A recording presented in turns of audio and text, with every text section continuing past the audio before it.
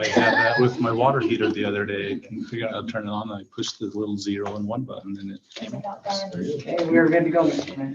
Okay. Good evening, everyone that's here. Welcome. Regular city council meeting, March 9th, 7 p.m. Everybody is present and accounted for. So we will begin with a prayer or thought by Kellen Nilsson, followed by the pledge. Our dear Heavenly Father, we're grateful to be here today as citizens of the community, and we ask City for thy guidance and as we go about the business of the city and help us do what's best for the community. We're grateful for this moisture that we received. We ask you to continue to bless us more, and we say these things in the name of Jesus Christ. Amen. I pledge allegiance to the flag of the United States of America and to the republic for which it stands, one nation under God, indivisible, with liberty and justice for all.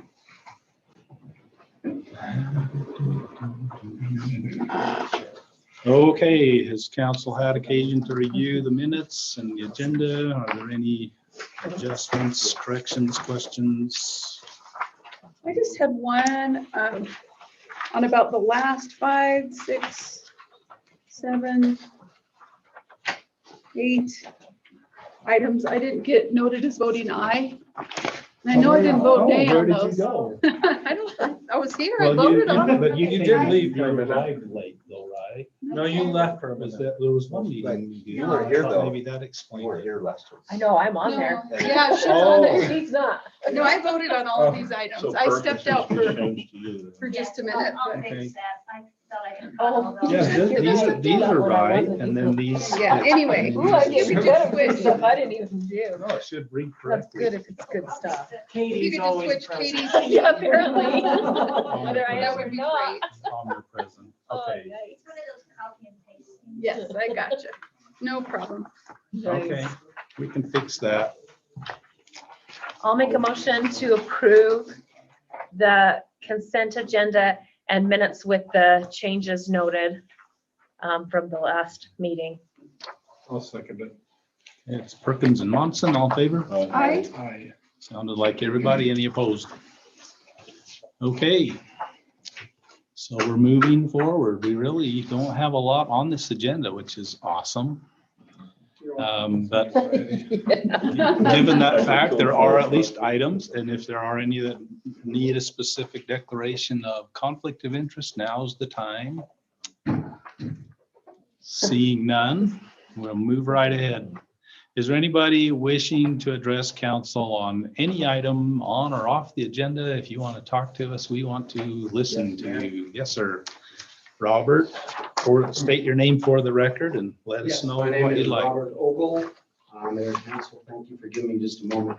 It's been a couple of years since I reminded you that I am the state representative for Just Serve for the Church of Jesus Christ of Latter-day Saints. Haven't had a lot of activity, but it's early in the year. I know you have things planned. And Just Serve it is slow and moving. If you need something tomorrow, I'm in trouble. If you need something Saturday, I'm in trouble. But if you have events, if we're going to do a spring cleanup and you need assistance, we hand out the bug juice, the anti-weed stuff, and that's an event. There are things that are going on. 4th of July, we have sometimes a cleanup program. Anything that you might have planned is predictable or even recurring.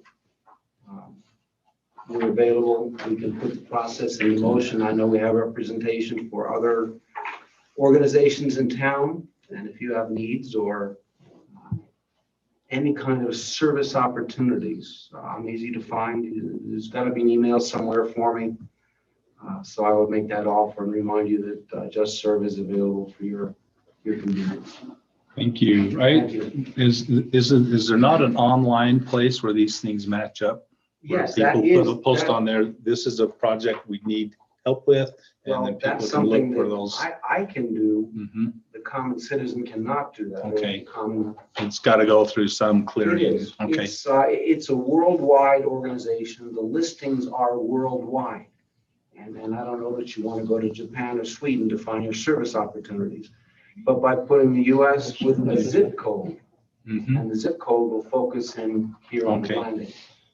The other zip codes in the state will also get to those opportunities.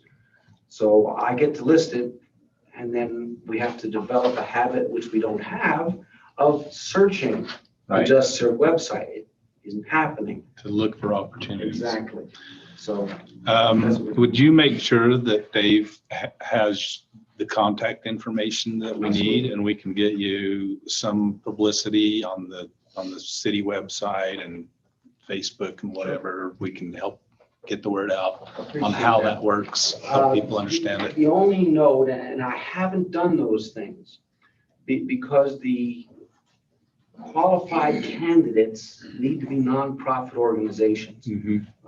A business may have a need and they would be rejected. Right. Even certain individuals may be rejected. So general advertising is risky. That's not the right word. It's not guaranteed. Let me Well, put it that way. if you could work with them on kind of creating that message so that it's clear what should qualify, so that maybe that's the people, if we can target our audience somehow, anything we can do to help you. Some landscaping, you guys are. We're not. If I wanted to get the food bank on there, I would just email you and just say, here's the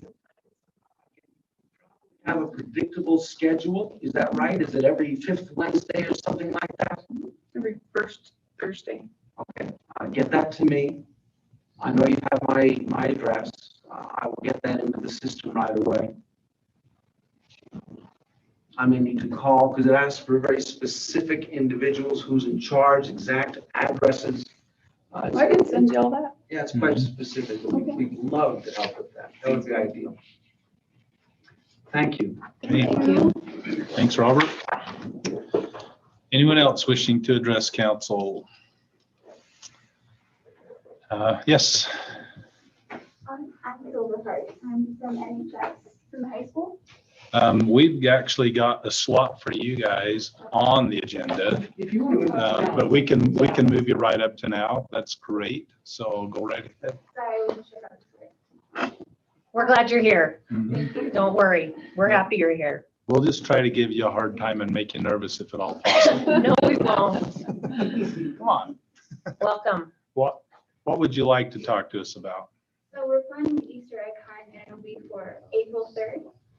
And we're going to be making sure everything is following COVID restrictions and everything's good with that. And we're looking for some help funding it. About $500 would be to pay for all the supplies that we need in order to make sure everything's safe and we all supply everything we need for all the kids. So say your names again. I'm sorry. Through the masks, I didn't hear.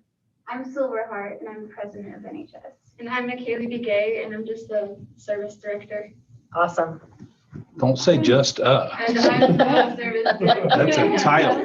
Yeah, own that, The service director. Right, there you go.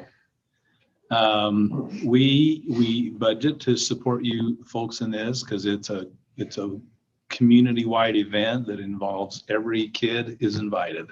And so we love it. Are we doing this down at Centennial Park? Is that where we're doing it now? Yeah, so Okay. we're planning on doing it like in the softball fields and then just having like the age groups for each different field. Oh, okay. That way Because that helps disperse, Yeah. keep some spacing involved. Excellent idea. And they're also doing a color run with the art club, I believe, is putting that on. right So, after. so there'll be some really fun things Fun. happening. Okay. I've seen that they've been looking for vendors and stuff. And like that. volunteers. We're going around asking different clubs in our school, see if they want to have a booth there. And So this is a growing event. I like it. I would ask for advice and consent of council to approve that budget item at $500. Is that the amount we budgeted? And Yes. It is. Perfect. Yeah, I will. Yes. We're good with that. Everybody's good. You got you some money. Go and do some good things with the kids. thank you. Okay. Thank you. Thanks for coming. And you can leave if you want You to, or can you can stay. stay for the exciting It meeting. is It's very up to you. exciting. Run fast. Good night. Yeah. See ya. Okay. Moving on, reports. We have been contacted by John Curtis' office again. He will be in town tentatively. I mean, it's planned, but things can always change with these guys on March 30th. And we have a short meeting scheduled with him for elected officials and any other invitees that we deem, we'll talk to them a little bit and see if they want to expand that at 1:30 on March 30th. So if there's gonna be discussion of city business, Mayor, we would need a public notice that or select. Well, it'll be national and business. So it won't be anything that we have jurisdiction over, but we are free to offer our opinions on their business. It'll be the same as the last time. Yeah, so it's his meeting and he won't be talking city Oh, business. He'll be March talking 30th. Congress, which we don't decide anything about. I won't be able to be here because of work, but I'll be out. Okay, You should just bring your whole class.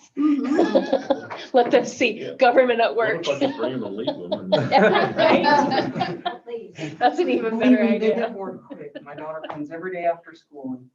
Nice. See? what day of the week is the 30th? Tuesday. Tuesday. Okay, it's a Tuesday. All right, If you're true Utah, it's Tuesday.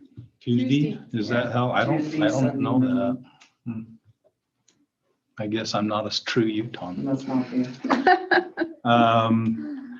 Also, I don't know how familiar people are with the Blanding Legacy Trust. It was a board that was created, how far back, Brett?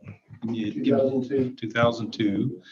And if you want to know more about what this board is, ask Brett because he can fill you in on all the details. But it is a separate board from Blanding City, but it kind of honors the wishes of Blanding City in only one regard, and that is that the appointments to the board are mayoral appointments. And then after that, they do whatever they want. But Holly Walker has expressed an interest in serving on that board, and I visited with her, and I would like advice and consent to appoint Holly Walker to serve on the Legacy Trust Board.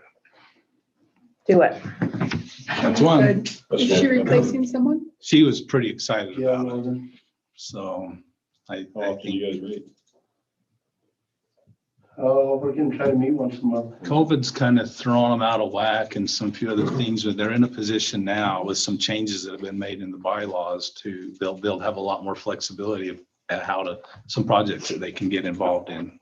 It's going to be exciting to see what comes in the next couple of years. Okay, sounds like we got us a board member. Just let her know. Okay. Thank you. Is there any reports from city council specifically? Anybody? Since we met with the Lieutenant Governor's office, I've been meeting with them, not often, but having contact with them. What's her name? Jen Robinson, the Lieutenant Governor's Chief of Staff, texted me today and told me about a multicultural advisory committee that was announced, a new grant program today, that she's going to send me information that's focused on rural county or rural cities in Utah.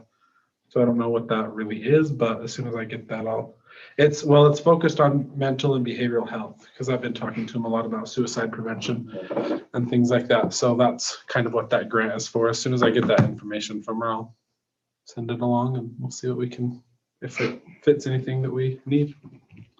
Well, and what you mentioned there kind of pertains to something that caught my attention on the police report this month too. So Yeah, I've been talking pretty heavily with the governor's office and the lieutenant governor's office about suicide prevention, especially in rural cities in Utah. And I've talked with the head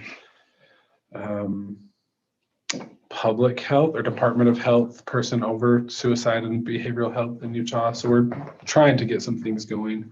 Rebecca Benally's kind of over that for the county public health stuff.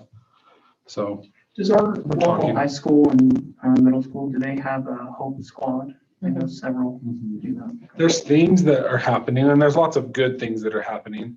And there's actually a lot of programs that Rebecca has her hands in, as far as like what we can use. It's just not very well known that it's there. And that's probably the biggest thing, is just getting that out. And the county has a lot of good stuff, behavioral health, the UNHS does. Like, there's lots of options, they're just not well known. So we're working on trying to get some of that out. And it's nice to have the governor and lieutenant governor's help on that. I've got something that will, talk to me after the meeting. I've got something that kind of might work with some of what you're doing there, and I get an opinion on. Perfect. Okay, anything else from Yeah, anyone? mine's, I don't, it's not necessarily a report, but it's just, I think we need to hold travel council meetings again. I think it's time. Okay, I'm not familiar, so you'll have to Oh, fill me in. All right, I will. But fine. We can get Brad to cover that with you, Dave. Okay, that I'm sounds sure I good. wants to. I'll put that in my notes here. Planning area travel council meetings. Okay. It's kind of No, created as a subset of a Chamber of Commerce. It was only the travel related businesses. So they're very narrowly targeted there. Cheryl's all It's over also that. a place to spend our travel tourism tax, our room tax. And so They advise They on advise that. on that, the spending of those I guess dollars. the name was a little confusing, so you have to forgive my naive, but when I heard tribal, I associated that. Travel. Oh, sorry, travel. Planning area Planning area travel travel council. Okay. Although tribal council would be great too, actually. There probably is one. Anyway, yeah, they've done some good stuff in the past, and they've kind of been thrown out of sync as well. So Yeah, by it's- a number of Well, that things. I'm changed glad to my hear they got notes, something so. done. It's a good time. Okay, so moving on to administration, we've got our Honor Society thing there. So CARES Act spending, who's running with that? Yeah, so I was just gonna give you a very high level highlight of where we're at as far as remaining balance. So we've spent about 30,000 towards salaries, and Kim can give you a little more information. I'm just gonna give you the main subcategories. Benefits, about 5,000, cleaning equipment supplies, 152, and marketing, about 45. We still have a remaining balance of about $77,000. And broadly speaking, what we'll do with that funding is the marketing campaign that we're going to do in association with what we're revamping with the visitor center. We'll be spending monies toward that, probably in the ballpark about $10,000. There's going to be new body cams for the officers that we'll put toward that. And then if there's other things that come up in the calendar year, because now we have till the end of this calendar year. Okay. So if there's other things that come up, we're just kind of keeping an eye, and then any remaining will go toward police salaries because that's a justified expenditure. And I don't know, Kim, if you have anything else to add. No, you- So I just want to keep you kind of abreast to where those things are going and how that's going. Along the lines in the capital discussion, we talked, I'm digressing slightly only because it relates. So we're doing redoing the displays and everything in the visitor center. But as you remember from the capital discussion, we wanted to redo the welcome signs and blanding for both of those. And you guys approved that to move forward in the next fiscal year. It's capital. But when we were talking about it, we would like the timing of that to go in the beginning of the season before the calendar year starts. And since we're not spending the planned capital of this year and it got moved to the next fiscal year, I'm wondering if I have support of council, advice and, consent of council to then move forward and do the signs now. And we'll take that off of the next year's capital project to do it in conjunction with this marketing campaign. Have we seen anything as far as design on that yet? Yes, I have, and I can send that out to the council. It's within the spending limit of the city manager, but I still, since we had put that as capital, I still wanted to make you aware and at least get your consent that you're okay with doing that, since we're not using those capital expenditures from this fiscal year that we had planned, like the pavilion, because of the increasing costs. So yes, they're actually really nice looking. So I can send on some of those, but we're trying to get a few more bids on it. We got the initial bid and some design, but they look really nice. It's essentially the logo. We're going to use the stanchions that are there, the light that's already there. And how the logo has that long rectangle blanding, and then city, on the top, it'll say welcome to. And then that will go in conjunction with the billboards that we'll have on each side of town as well that tell you stop at the visitor center, X, Y, and Z, however Pratt decides to put that together. So Okay, anyways, that's that as far as that is concerned. I do have a few items not listed that have just come up. One, I wanted to screen share here for the public's sake. So I have well, so asked. before you move on, like, we need to know if people are okay with you moving forward with that, right? Don't you said that you wanted to Well, get it's consent? still within the city manager's expenditure, but yeah, it would be nice to know that I have at least the majority Well, support do of people, do council. we want to, are you talking about, you basically have, you've got the design. Yeah, I've So got the we're not design. looking at multiple designs to decide which one we want to go with. Right, exactly, yeah. So is there any oversight that anybody wants here on, I mean, are we good with the design as described? I kind of liked it as he told about it. And It it makes sense has, to it me. has like a nice, that wood looking finish in the background with kind of the metal trim and then blending in that metal with the logo. It's basically the logo. We just wanted to keep it simple, but that thing's large and it's about the right size of our logo. So, And is that going where the blue and white one is now? exactly. Yep, we'll replace both the blue And and I think white it's ones. important to keep that relevant and looking good. I agree. Yeah. Other cities haven't taken as good care of theirs, and it reflects on the city as a whole, I think, so. Yeah, and I think that you can, as a council, know as well as I do, there are other things on the entryways to the city that we can't take care of. So if we can make our signage and billboards and stuff look as good as possible, I think that Okay, gives a more very positive important, yeah. reflection. Yeah. Support it. Okay, thank you.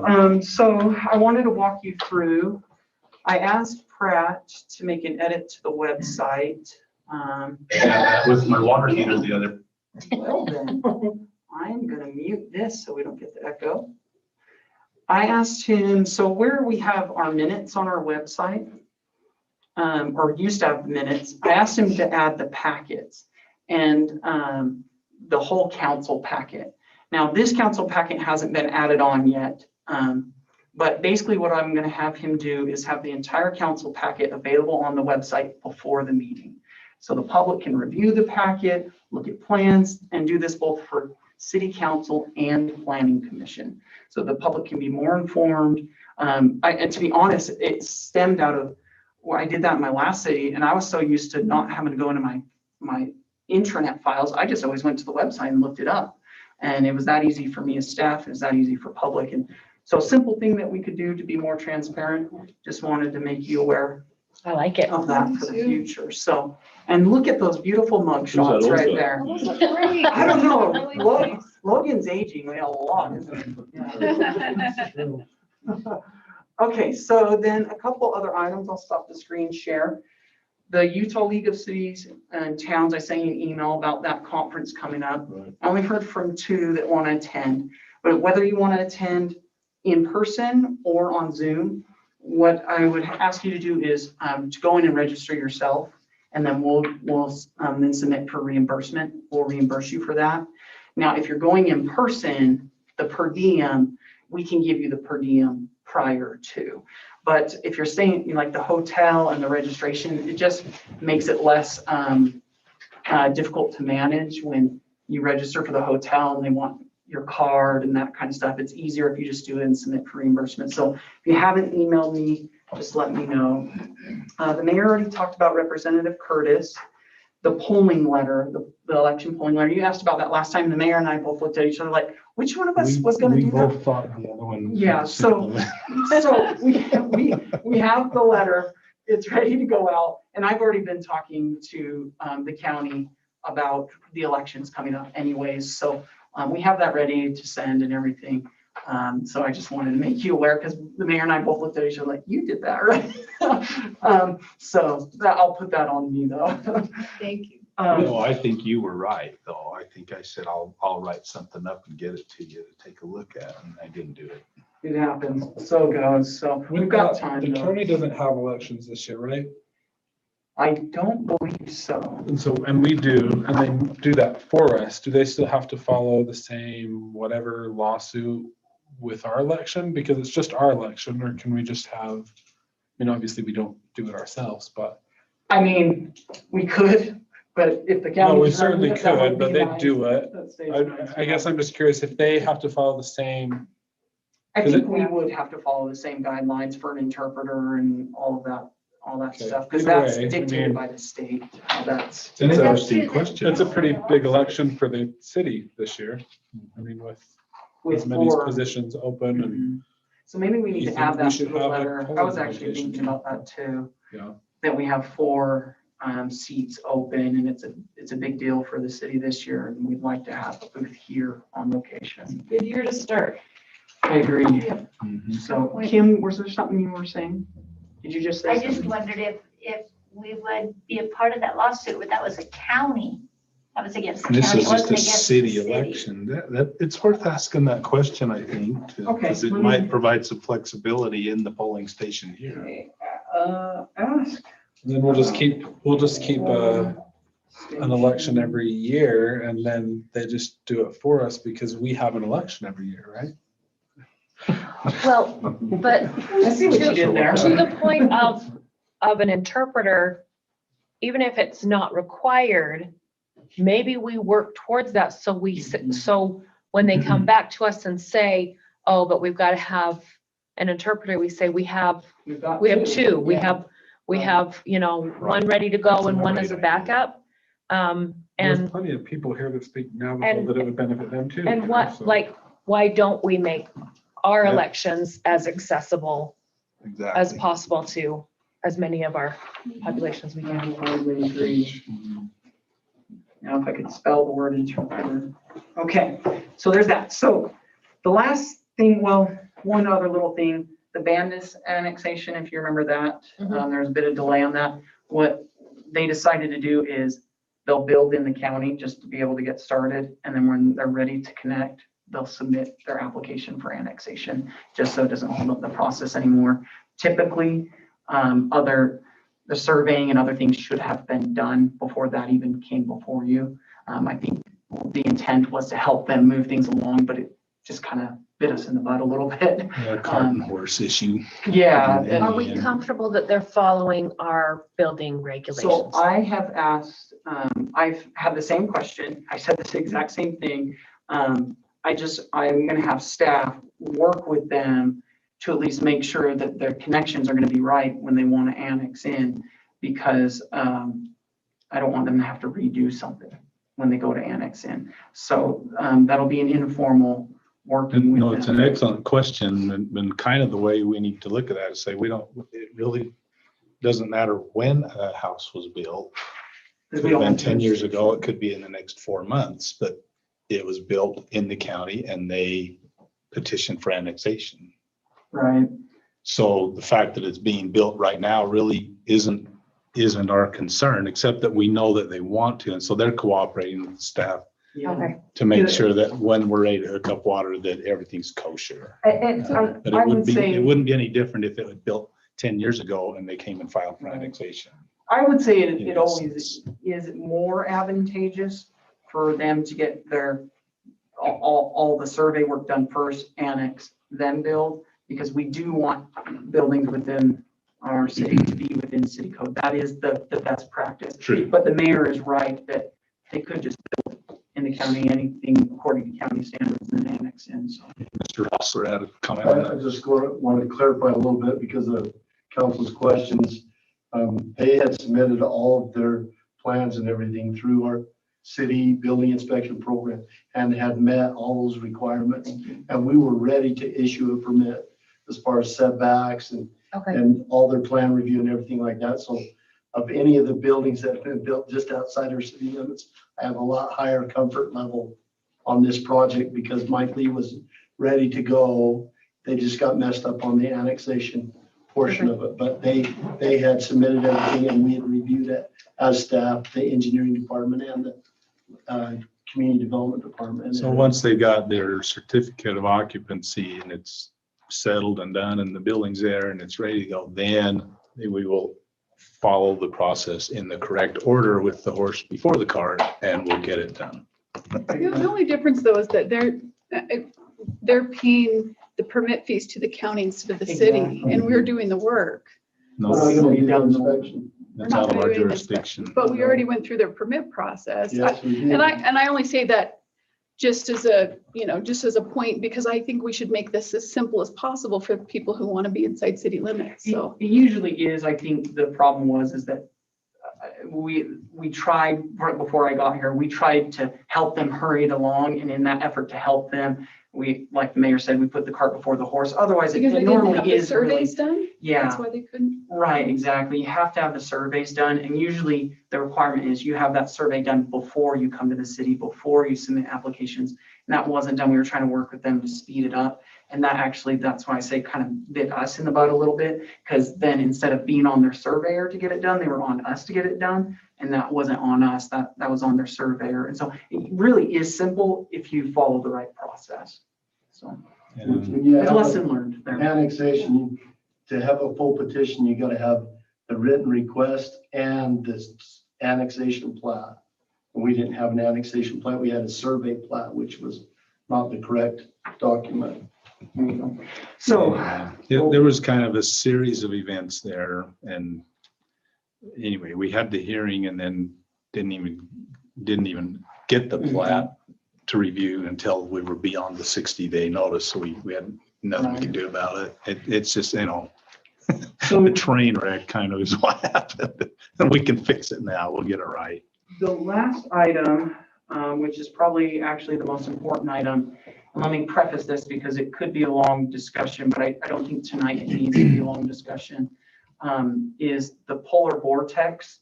And I mean this in all seriousness, that happened across the country with Texas freezing, Oklahoma freezing.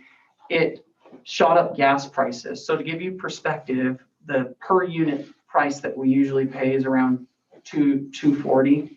And across the country during that 3 to 4 day period, prices shot up per unit from $2.40 to about $200 to $1,000, depending where it was at. And as such, 240 is 2.40. Right. $2.40. Yeah, This is at So what happened 10,000%. is we got everything back, the billing for February, and it's significantly more, as you might imagine. They averaged it over the month. So those 3 days just created this really crazy outlier. But it will cause the upcoming gas bill for the next month to be probably 2.5, not quite 3 times more. So what we're going to do, that's why I say it could be a big discussion, but what we're going to do as staff first is come up with a proposal of actually how to spread that over a couple months for residents, so it's not so hard, but we'll have to bring it in a form of a resolution, because by resolution right now, our rates can only be 50 cents more than what we purchase at wholesale for that month. But we'll have to pass a resolution that allows us to do more than that over 3 months to spread the costs. Otherwise, we would have to bill them all next month at the full rate. And I don't think anybody wants to do that. What's the amount? It's about, it would take it from $3.33 per, as the rate to $9.31. So like I said, not quite triple. Yeah, not quite triple. What would the average, and maybe you don't know this, what would the average, That's some of the analysis that we're doing right now, okay. is trying to figure out what the costs are. What Kim was mentioning today is we'll look at what our highest spenders are, or users are, and then we'll try and see how that affects them. And we'll look at the spectrum, but Kim's already been hard at work, been very proactive, and she helped bring the concerns to my attention. I've already spoken with Nephi, who buys from the same supplier as us. I've spoken with Rangeley, Colorado. They also buy from the same supplier as us. And we're all kind of working together to kind of see what each other's doing, to see how we might address it. And in the long term, what I was telling Kim is we were already talking about looking at the way our rate is structured with this. Because I felt before this even happened, I was telling Kim, I feel like there's some weaknesses in this that we need to address more long-term with it. And this just exemplified that to a degree. And so not only do I want to address this first, then I want to come to the council. And I mentioned this before about some of the studies we want to do, like a rate study when we were talking capital costs. I want to start looking into that more seriously because I don't want something like this to ever happen to our residents again. If anything, I think we should probably lock in more of our rate because we have, so to give you a perspective, 70% of the units that we buy are locked in, 30% are open market. Well, with this price rate, 20% of the cost is our locked in rate and 80% of the cost is the open market because of how that fluctuated. So I want to address that so something like this never happens again, or if it does happen again, it won't hurt us or it won't hurt us quite as bad. So we're So are they evaluating that. price gouging in times like that, or what changed their systems? that I don't know. made That's versus- actually something I'm going to talk to probably with Representative Curtis when he comes. Bring that to his attention. Terry, you act like you had something. Well, so when we had that freeze back there, all their wellheads failed and they weren't able to produce natural gas in the Midwest. So it could have Texas. been a all legitimate the way market north. So there was a condition. major shortage, and all the gas from the Rocky Mountain area that's produced was headed east instead of west, and so it was just a supply and demand, pretty much. Yeah. So that is price gouging. No, it's just market. It's supply and demand. Those people in Texas and Oklahoma were happy to do anything. You can't do that. In Well, times but, of a declared emergency, but I don't think an Tex- emergency was declared on our in part. Texas it was. Yeah, not in our part, though. It wasn't. No, I It mean, won't be I'm a talking question we're about answering. the president declared. Well, and that's emergency. the, your exact question is the exact question that I had, which I don't think it is, but I think it is an issue. And that's why when Representative Curtis comes, I want to bring that to his attention as something to look into further. If something like that were to happen again, how is this possible? Now, Nephi, for example, like I said, we got a long discussion. I don't want to make this meeting too much longer, but Nephi, for example, they lock in 100% of their price. Rangeley, Colorado locks in only 50% of their price, and we're right in the middle of that. We're at 75 or 70%. So I still want to do some analysis and evaluation on that, but we'll likely be bringing something to you the next council meeting as a resolution to address at least this immediate issue. And then in proceeding months, we'll bring stuff together to address the overall rate system with that. So. Is there an estimated amount on the difference of the cost that it, I know So we got the per range, unit, you mean? but, well, just overall, like what was the overall difference? Do we have So an- I can tell You you don't have to have an exact, I'm just curious as to. Uh, what- Difference between what, between last year and this year? Uh-huh. Or about about $100,000. $100,000. Yep, $100,000 increase, which is probably what, double or more than what we usually, than last year. Okay. So I think it was total like 195 or, The total bill yeah, what was was 135, 135, yeah. almost so- 136. I had a heart attack. Kim, she really did. And let me tell you, Kim has been more than proactive. I was talking to her today and I was going to ask her to start doing some things for analysis. She says, well, let me show you this spreadsheet I've been putting together at night. I'm like, go to bed, first of all. Second of all, thank you, because she had already started the analysis exactly as I was thinking it. And I think even beyond what I was thinking. So our staff's awesome and very appreciative of it. So, and I got to text Kim sometimes at night, quit emailing me past, 10 o'clock. I appreciate that you're being ahead of this though, and that we're not just passing on that cost to people when they're already struggling. Exactly. Yeah, exactly. So that's all I have. I'm sorry, that was a long, we'll probably never have that much administrative reports, but there were several things that came up. Okay, moving on for staff reports, and I kind of like that there's a little more of the written report on some of this stuff. And so for a lot of years, Jeff Black was what was his title back in the day? General Service Director. General Service Director. And we get to the reports and his report was very concise. He say, any questions? And that was it, because we had the report. And so that's it. I'm just kind of suggesting to say it in your various reports, if there's highlights or areas of specific concern or somebody you want to make a fuss over because they were so wonderful and whatever, let's have that. But then we have the report. So then just any questions and maybe we'll have some.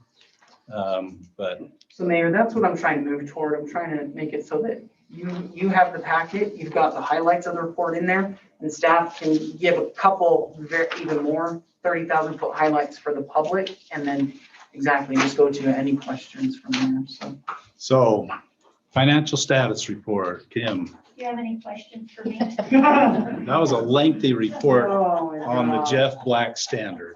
Oh, I did have some questions on the, We just have the register. You Yeah. don't have your, This is just the, It's not so the, this isn't your it's full. not the okay, week I to got get the whole thing. this is just the FYI. you. I so got my you. questions were on the park restroom. There was. It's on page 3 9. of them. Yes, page 9. Where are those at? Page 9 of the PDF, you're saying? Yes, Is page it 2 of Is the, it okay, so those are the porta potties at the parks, at all the parks where there's the porta potties. We have some at I think we pulled the ones at the 3rd, but there's some at the 4th. There should be some at the 3rd. There's somewhere here That's that's by the elementary Central. school, the big school. So those are just the okay, locations and Country Comfort puts those in Okay. and takes care of them. which makes sense. Okay, that's fine. Anything else? Thank you. Hey, police chief. When it first added, I don't have anything really to say about it, so. Well, we kind of alluded to the attempted suicide number that's there, and I don't have a file of these going back, but are we seeing more of a concern in that area? It seems, Yeah, we Okay. are. Last month was, mental health. We ended up transporting, I can't remember how many, we did 3 in 3 days for suicidal subjects that had to go up to the state hospital to be cared for. So it's, we're running into a lot more mental health issues.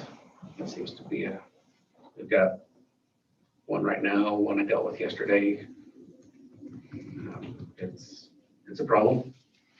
and do your guys have, do you get some training on how to handle some of these things while you bring in somebody who's that expert that, or do we need to come up with somebody who can help you get a little more The newer expertise guys in that? that are graduating the academy are getting more of that training as they go through, and that's becoming more of their curriculum. Mhm. Some of us older guys haven't had that specific, but we've dealt with it over time and have kind of had like on-the-job training. But someone counseling is offered to work with us and get us in that kind of training. There's also a CIT training, it's critical incident training. It deals with people that are having mental issues and breakdowns and the stress of life is getting to them, and teaches us how to deal with them a little better. Okay. Well, that's good, because not just anybody can just get thrown into a So it's tough. situation. It's so. very taxing, and I spent 2 or 3 hours on one yesterday and about 6 on one today, so. It takes a toll on the person, so. But no one's, just to add, no one's exempt from it. No one, it can happen fast, it can happen to anyone, it can All walks of life. just be mindful. And what are we doing for our officers to They've make been sure offered, that they're, if they need to go see somebody, the offer is on the table for them to go visit with either Mark Lyman or someone counseling. We will take care of it. So we're making sure they're taken care of. and do you regularly remind them of that? It's been a little while, but yeah.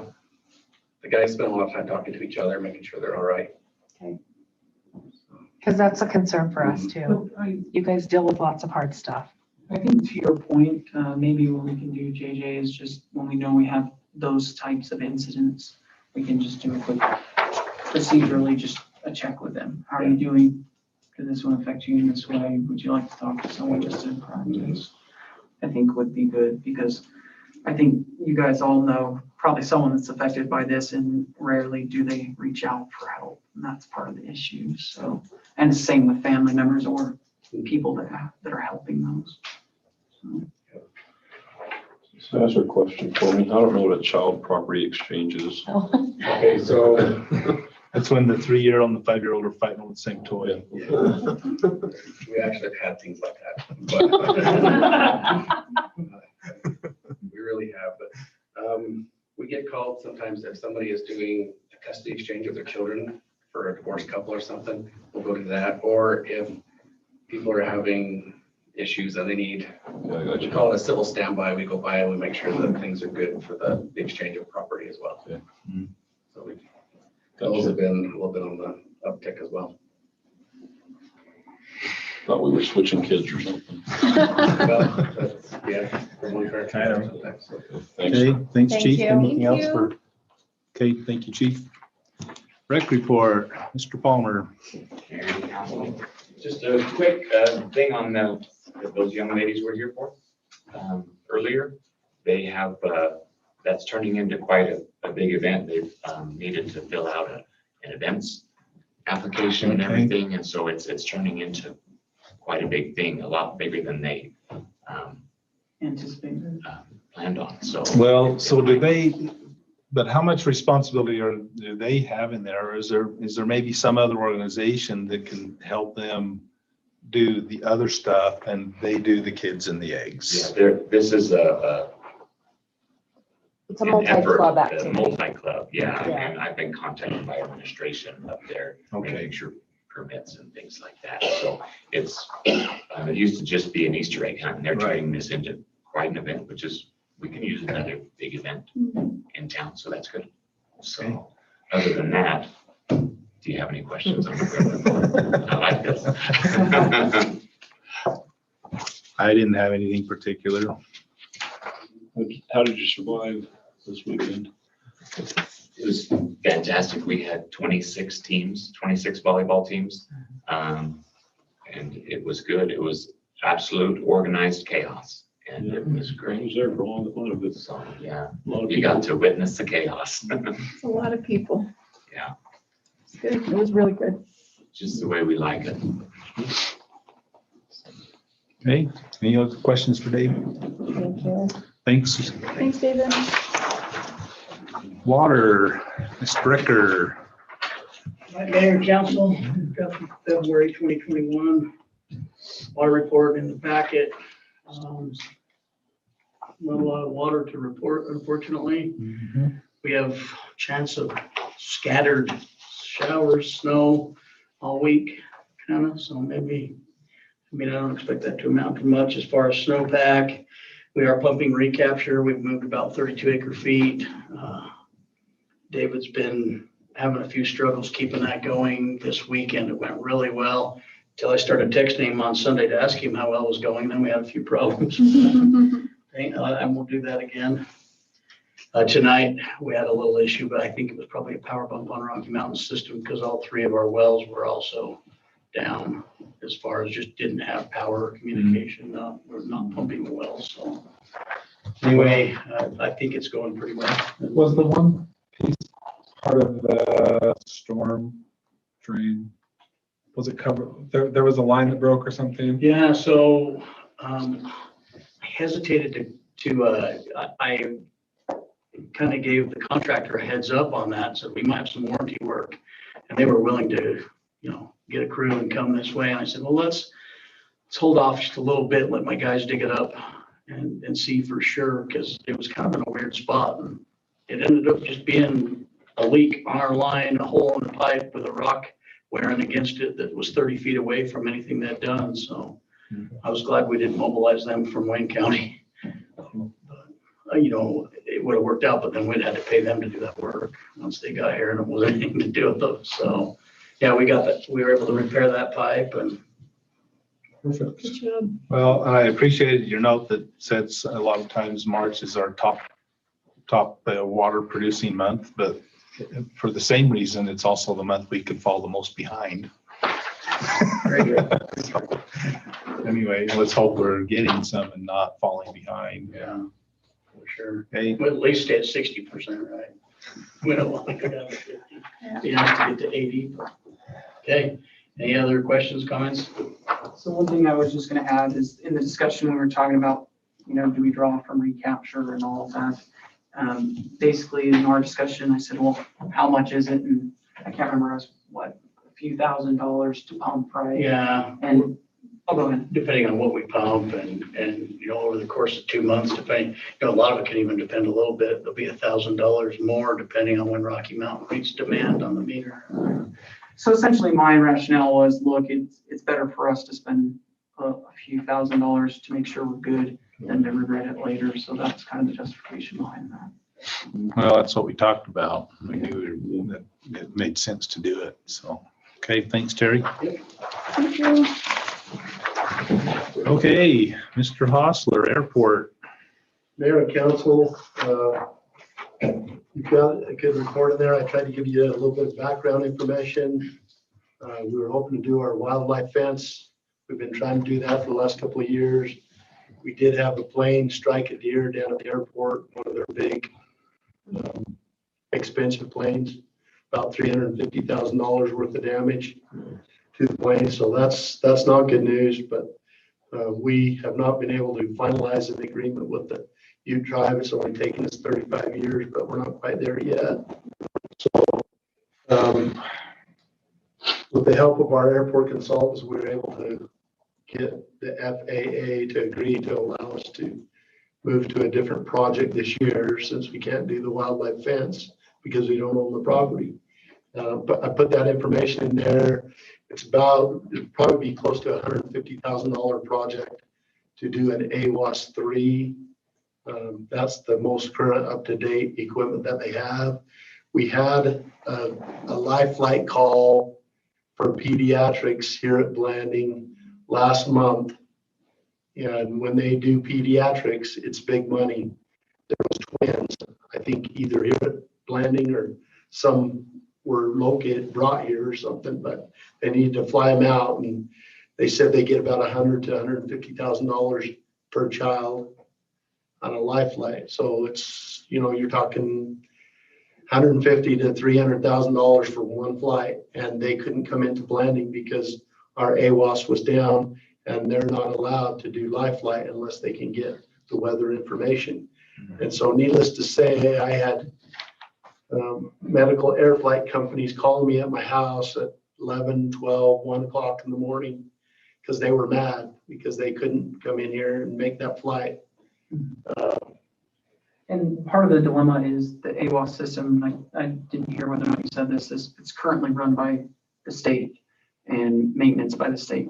So by getting this funding through the FAA and then some of the remaining 10% from the state, we'll get 90% from our federal funding and 10% from the state because the state owns the current AWAS. Yeah. That's in the report that I gave to you. But now essentially it'll be on our property. We'll maintain it, but it will add to about $6,000. It's on Bruce and Patty's. Yes, currently it's on Bruce and Patty's. Yeah. We're talking about relocating it down east of the runway by the south turnaround down there in that area. That area is served by Rocky Mountain Power, so they'll have a new source of power to run that AWAS system down there. But we're not going to spend any of the city's money up front to get the new AWAS, but we would be adding about a 6,000 plus a little bit burden as far as we have to bring a special technician in once or twice a year to tweak the equipment, make sure it's working properly. And that's what they run, all the airports around the state. Well, so that was the two questions I wrote on here, was whether this is our airport budget or whether the FBO is involved in that. And it sounds like this is our deal. The federal money is our airport allocation. That's the 90% of that. The state is graciously chipping in for 10% because they should have been spending 100% to replace that. The other caveat that I was going to tell you is the thing they're telling us at our airport meetings, and that is at some point in the future, and I can't tell you when that is, the FAA, the federal government, is supposed to take over that ongoing cost to keep that equipment tweaked. It'll still be our equipment, we'll own it, but they'll take over that cost. And I don't know if that's going to happen a year from now, 5 years from now, 10 years from now, but supposedly that's what they're telling us. So some of the problem before is he gets calls in the middle of the night when it's not working and it's not our equipment. There's nothing we can do about it. And the state has to do with that. And so this just makes it, I don't know that it makes it that he'll get less calls in the middle of the night, but at least we can do something about it. Well, at least we have some jurisdiction over something that affects us pretty severely. It does.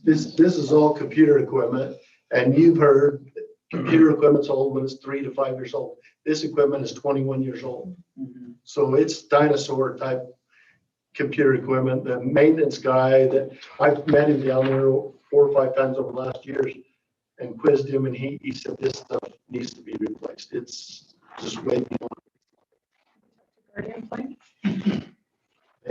They're recommending replacement. They wanted it replaced years ago. That's what I was Yeah. gonna assume, but There's no question about it. So I guess what we need is kind of advice in the same, because we're really not spending money, but we will be spending the maintenance money in the future until such time as the feds take that over. We'll put it in the budget for you to approve. So we don't necessarily need advice and consent now unless you don't want us to put that in the budget for some reason. Well, I don't know. Or do they need it? Well, this is the thing that you and I talked about a little bit, Dave, is because this is happening so fast and we're on such a short time frame, we put out for a new temporary airport consultant just for this project. And we have put that out to 3 different contracting firms. We had a response from 2 of them. My recommendation to the city administrator and to the mayor and council is that we stay with our existing airport consultants, Armstrong Consultants out of Grand Junction, Colorado, because they are up to speed on this and they'll be able to get this project done so we can meet our funding requirement, because we're supposed to be building the wildlife fence this year, and we don't want to lose out on that opportunity to utilize that money to benefit our airport. When is your end date for having that spent?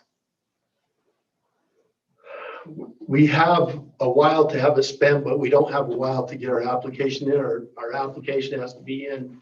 I don't have an exact date for you, but it's like a month to maybe 2 months to have our application into the feds. Okay. And they, federal government is pretty complicated on this whole process, and it's not fair to our consultants that do the lion's share of that work to not give them enough time to hopefully give us a good positive application so we can be successful. so do we pay for the consultants, or is that covered in the cost from the FAA? That's covered in that 90-10 split.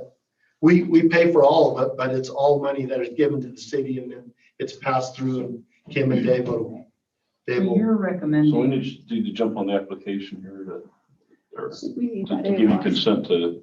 That's what I want is, for David and I, when we were talking about this, he said, I think even though we're in that budget again, let's just make sure we have the mayor and council on board with this, because we're gonna be budgeting this and then they'll know why. What I was saying we don't need advice and consent on is the 6,000 a year. So I appreciate you. But you get adding going that, on. But we do to move forward on this Well, project. but that will be included in the upcoming budget, but if something happened quick enough and we needed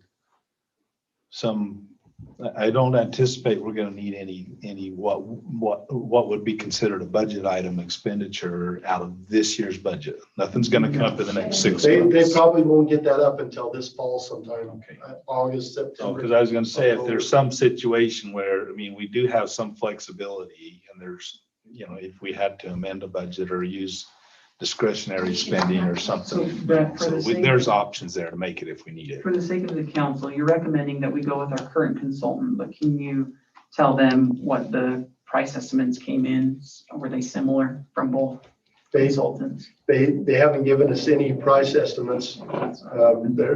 There's not any price estimates. The reason why I'm recommending staying with our current consultant is because we're right in the middle of a project right now to update our airport master plan.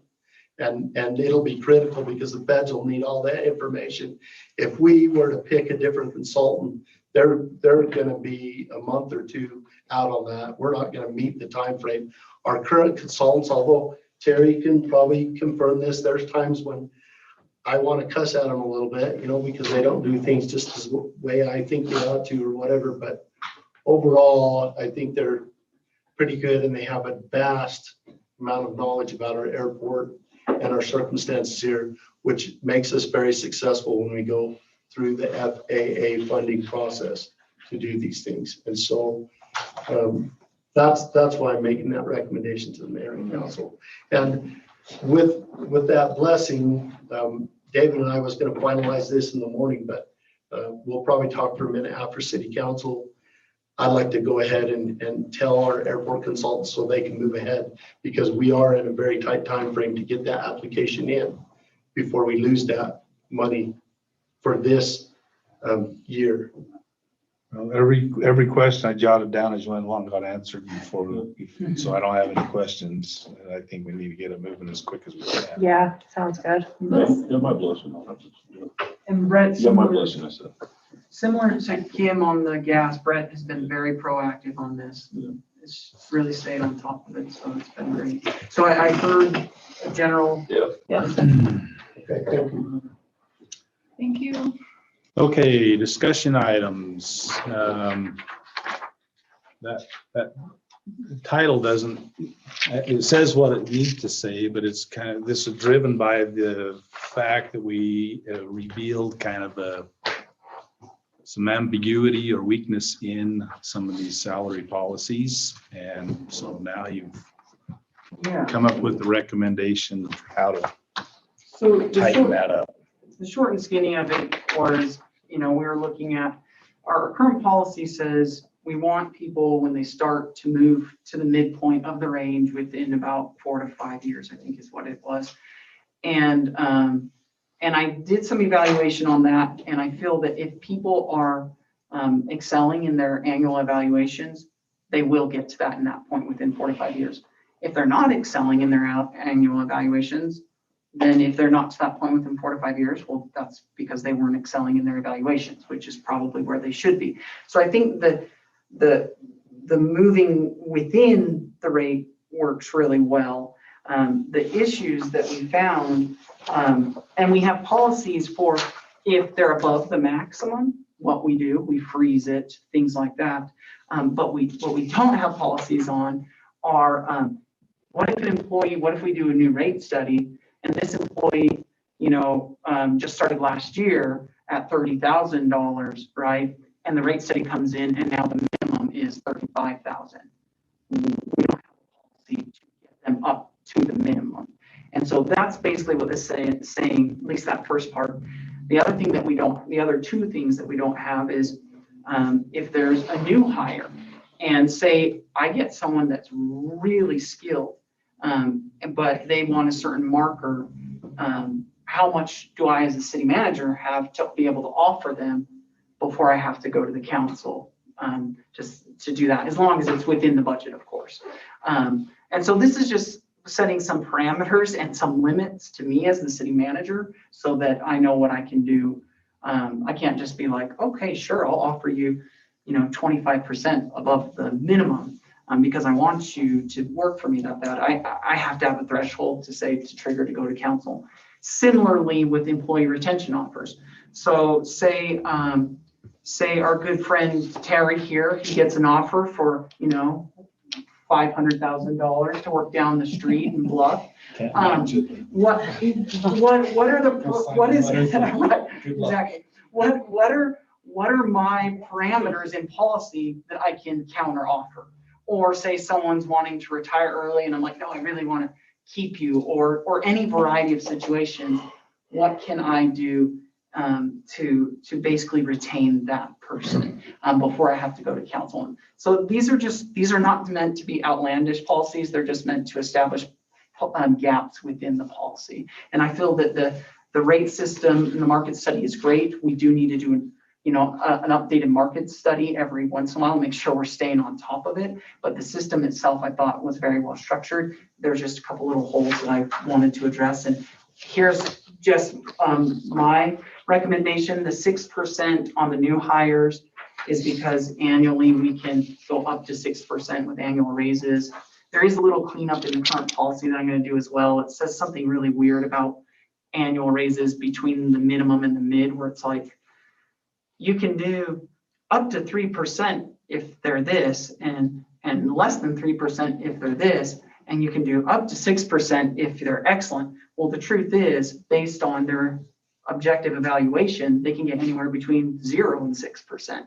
And so I'm just going to simplify some of that language. I didn't put that in here because that's just some simple cleanup, but these are the policy gaps that I really wanted to address. So I don't know if there's questions, discussions, thoughts. Do you guys think, 10% doesn't sound right to me, 6, whatever you think, this is kind of what I Well, want. and and I like that you've looked and found kind of the broad themes of where are this, but where we started with this is we discovered the only limitation was the budget. Right, exactly. If you can put it in the budget, you can do it.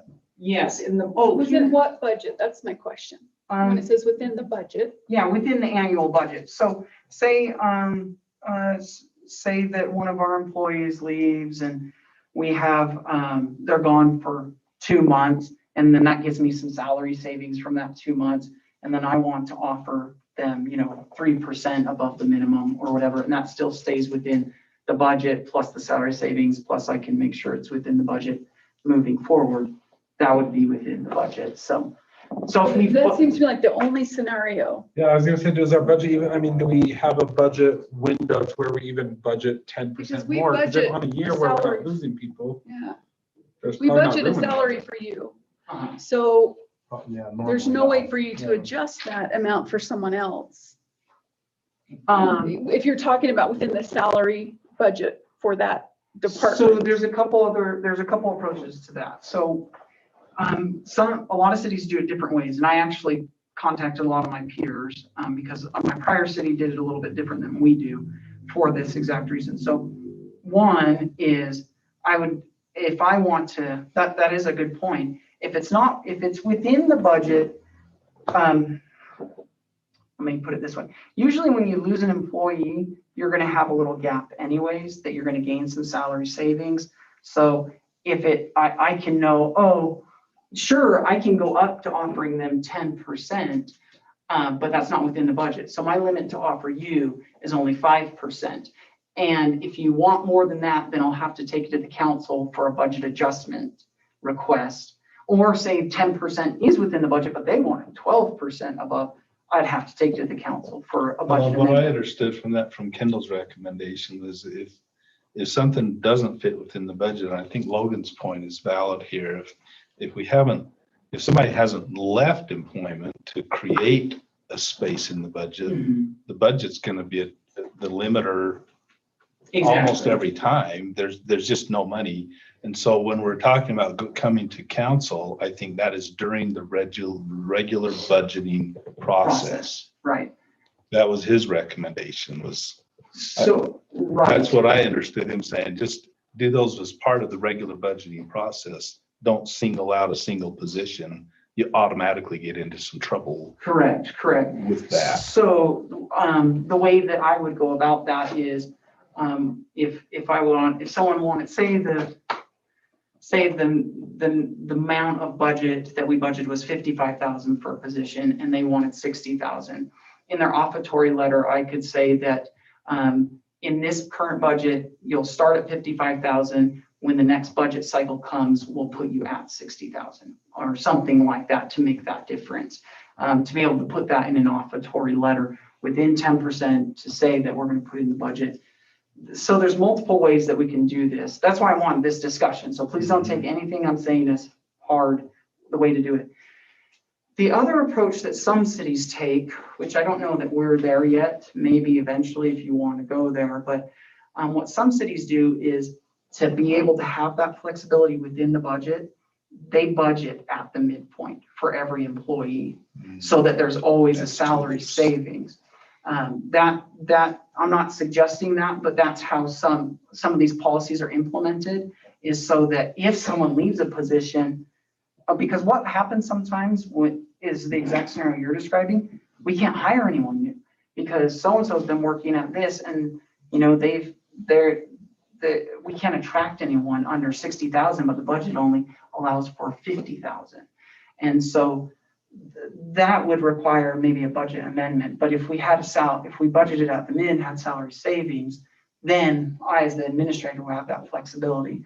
Now, again, I'm speaking very just informatively, so you kind of can mix in your minds those different approaches to be able to come back to where we're at now and say, here's the adjustments we want to make. Maybe what we need to say with the policy is that the manager can offer up to a certain percentage to start in the next fiscal year or something like that. I don't know. So the other You're good. issue is employee retention, because if it's not in the budget, but we're offering them up to 10% to stay because they were offered a different position. So I understand it. I like the idea, but how do we pay for it? So I guess. Kim, maybe you could help me describe how we could utilize the budget if there's dollars elsewhere that we could use to do something. So let's say that we had to pay somebody got an offer to go to another job that was going to pay them, and I'll just throw this number out because it's an easy one, $10,000 more a year. We could make a budget adjustment at the end of the year because we will have a little bit of room to move stuff around, maybe not put so much back into savings. We have our enterprise funds. But I think when you get ready to do that, it would be wise to have Dave let you know that so-and-so has been offered this job and it's this much more. How do you feel about going that much and we make a budget adjustment? The only time you're going to have to do anything really extreme is if we don't have any money in the budget to be able to reallocate dollars, because we can reallocate them as we need to. Right. As long as we don't go over that bottom number, we can do that. But I think if you have someone that's been offered another job and it's substantial, I think it's only right that it comes to the council so they're aware of that.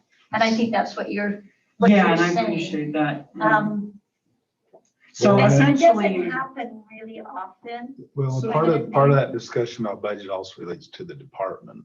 Yes. It's within that department's budget, not the entire city's budget. But You could a adjust. lot of our employees But if are, we were gonna juggle a budget number like that, that would come to this table for that discussion. because Yes. We're moving budget numbers. so to pull back a little bit to your question, building off what Kim was saying, because your question became a little more clear to me when you asked it that last time. That's why I deferred to Kim, is making the adjustments. So I may look at the budget with Kim and say, okay, holistically in this department, or maybe if we need to make an adjustment because we're pulling from multiple departments to pay for the salary, we can find that 10% to offer them within the whole of the budget. And at the end of the year, I'm comfortable with offering that because we'll just make an adjustment at the end of the year. So just because this, and that's where I was failing in my explanation, just because this is 55,000 that we budgeted just for that position, doesn't mean we can't find dollars elsewhere to make that adjustment. So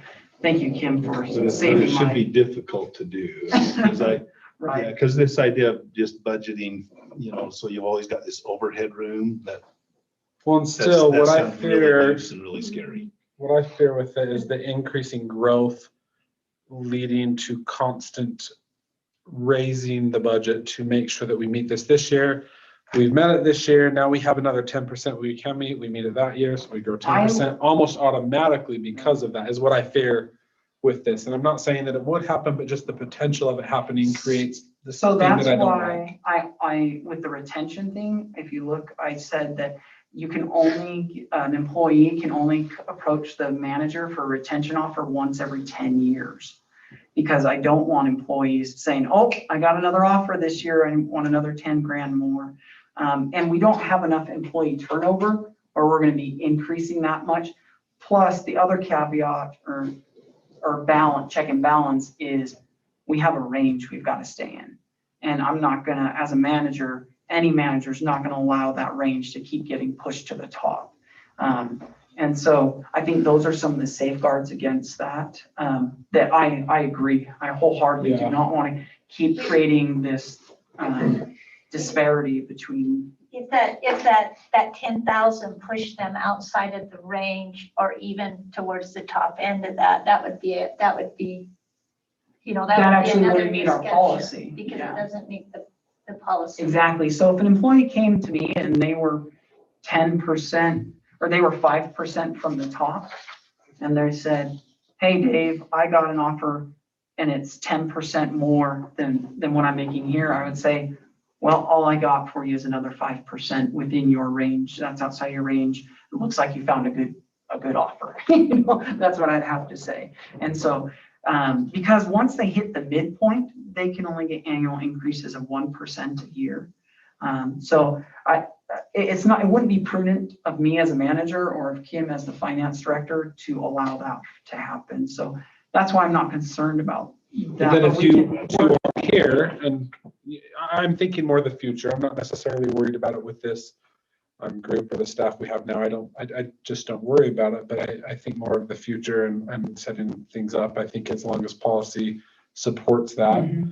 And we can phrase it as such so that there are, I don't know, I can't think of a better word than caveats essentially that, or checks and balances that would prevent something like that. So we can come up with the language that does that.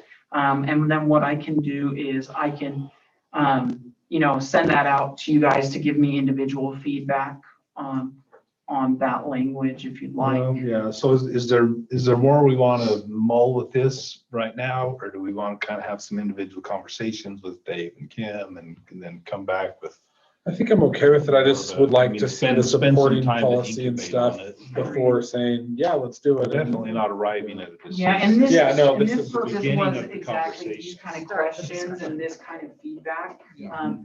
Because those are excellent questions. And I hadn't even thought of how to explain the adjustment side of it. I didn't even we didn't talk about that. We can get some of those questions answered, and as people mull this over, there might still be that out of the box idea. They say, what about this? And everybody thinks that's a great idea. I mean, we don't know. We don't know. I what's think out there. the main premise of this is these are 3 simple parts of the policy, and they really should be simple parts that just, there's nothing that says anything about it. So I would like to just create something that's simple, that says, okay, here's what we do with retention offers, with new hire offers. Here's what we do if someone comes Previously, below. the only limiter was the budget, and I'm aware of over the years of 3 or 4 raises that the administrator just gave. One was enough that he wasn't really comfortable going there, so he came and had the conversation with me, and we talked it over and looked at the offer, and the money was there because some had been saved in that department for some other reason. And, so we had that conversation. And so there's been that precedent, and it's just a loose policy. And I like that you're coming up with some ideas for how to. Yeah, really what I'm doing Give it is some setting up, structure. a ceiling for myself. Yeah. So, Kind of like the so just a policy.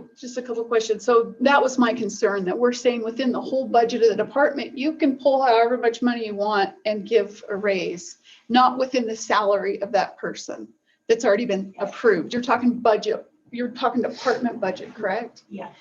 And then, I guess for me, I don't like to do that though, right? no, and that's why, Totally from us. and salary is the biggest expense the city has outside of utilities. Right. Is that correct? Salaries? So for me, I would say, to me, it's simple. We set a budget. And if you need to go outside that budget, especially for salaries, the city council approves it. It just doesn't happen that often. Well, And because we've given you a big kind of, gap here to deal with this salary, what's it called? Where you get to set the salaries between this amount and this amount based upon a range that we did a study for.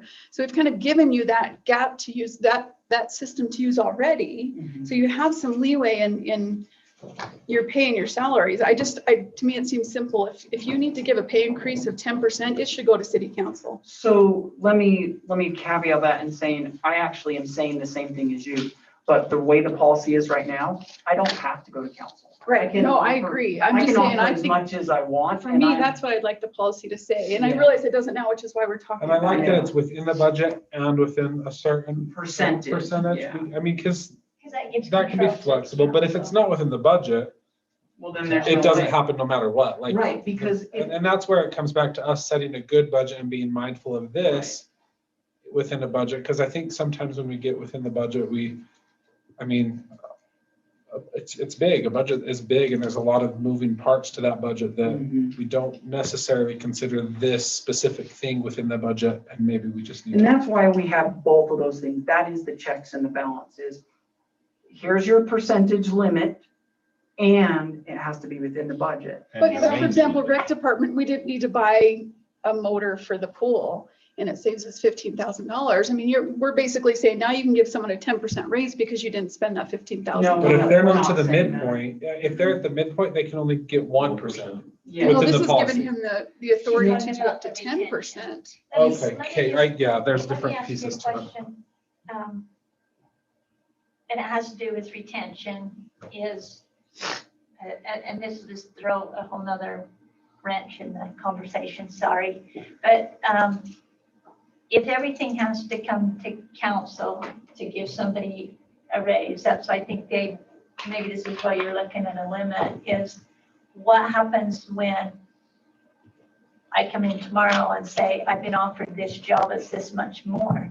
Then I've got to wait till the next council meeting, which that's going to jeopardize. Might not be enough time to make There a might not be enough counteroffer. time. So I think what he's looking for is some kind of a limit that he can move on to avoid losing somebody that you want to retain because of the time frame. Because usually they don't I have more than a understand week. Call exactly meeting. what you're saying. You could call a special meeting, but what if we can't get a quorum? Then we've got a problem. And that's what this is for, is it allows me to make a move The within a one that certain Jeremy limit. called before me it in goes to on, it was council. like, we need an answer today. He's gonna accept or reject this offer today. Right. But I agree It with was- what it you're was right saying. now. So Exactly. there's- But there that can be a is sense of one wrench urgency. that it could be a problem. I can tell you that in the jobs that I've had, I've never had more than a week to be able, it's usually like you have 2 or 3 days at most to get back to them. And so that's what I need, and I appreciate that addition there. Is I need some sort of leeway to be able to make an offer. I can say, all right, let me look at my budget. You know what, I can only match that up to 5% within the budget because I still need this amount for all these expenses. I mean, I just need something to be able to do that.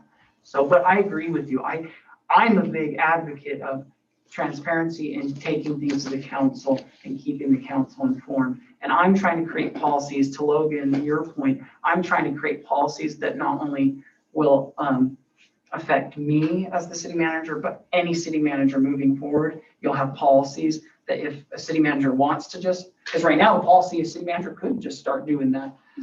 I'm trying to create policies that prevents that kind of stuff, hence like the purchasing policy.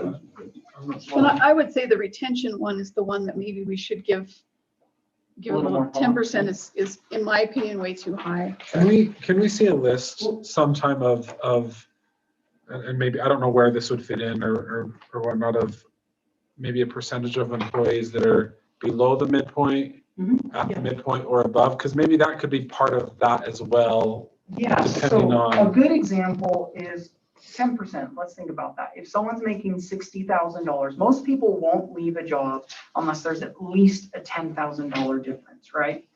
So 10% of a $60,000 job is only a $6,000 raise, which still is probably not going to match an offer they're getting elsewhere, but maybe is enough to keep them here.